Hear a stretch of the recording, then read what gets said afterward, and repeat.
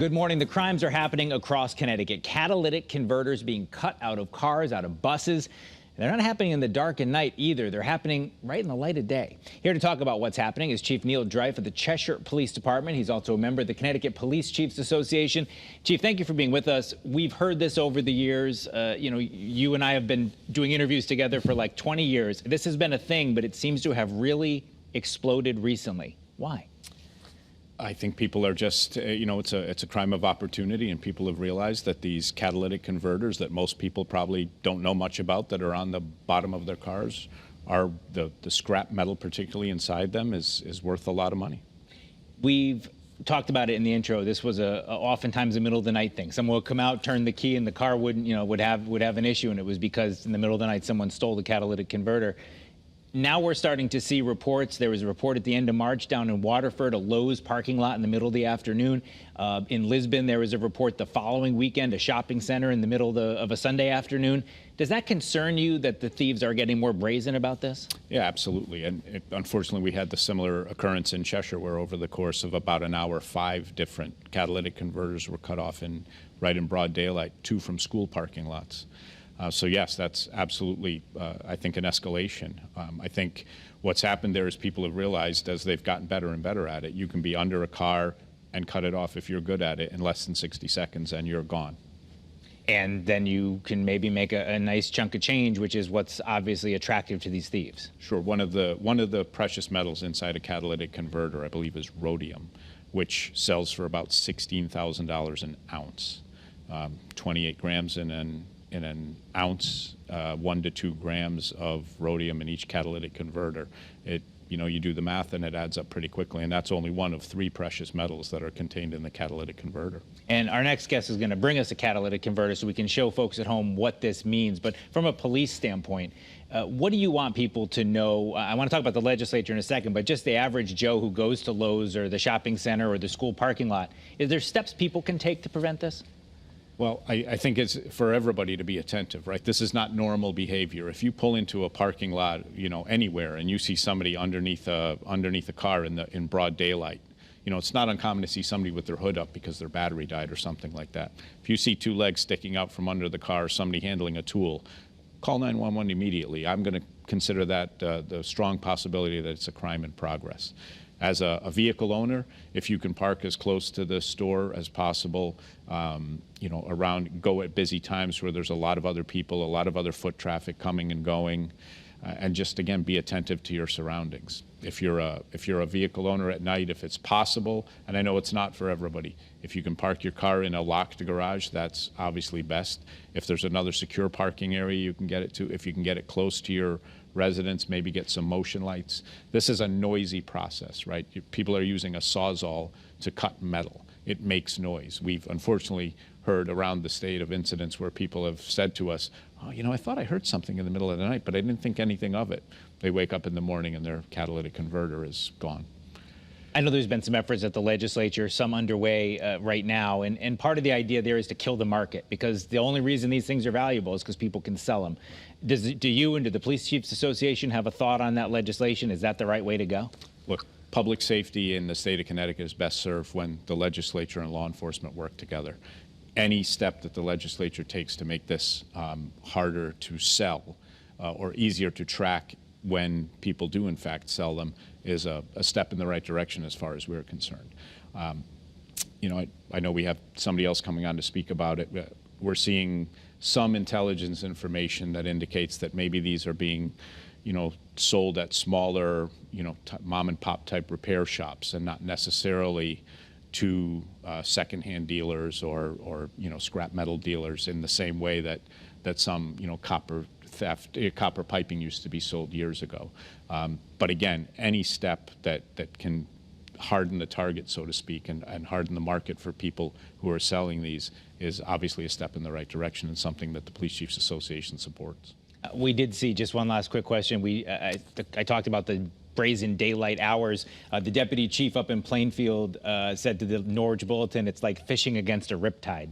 Does it feel that way, trying to stop it and trying to come up with a plan? Yeah. When you consider that every single vehicle out there, with the possible exception of electric vehicles, has a catalytic converter on them, that's in most communities, it's a very target-rich environment, whether it's residential driveways, retail parking lots, commercial areas.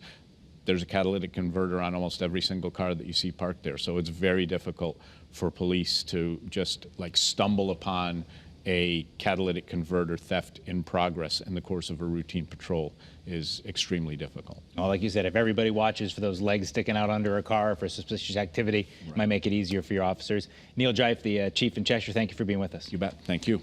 We know that criminals see value in these catalytic converters, but who exactly is buying them from the criminals? What happens to them once they're sold?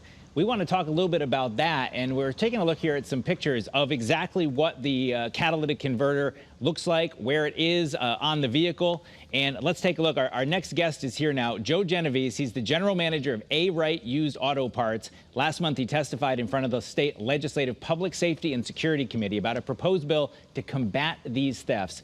Senate Bill 256 puts in place certain restrictions that are designed to make it difficult for people who don't own the cars where the catalytic converters are from to then sell them.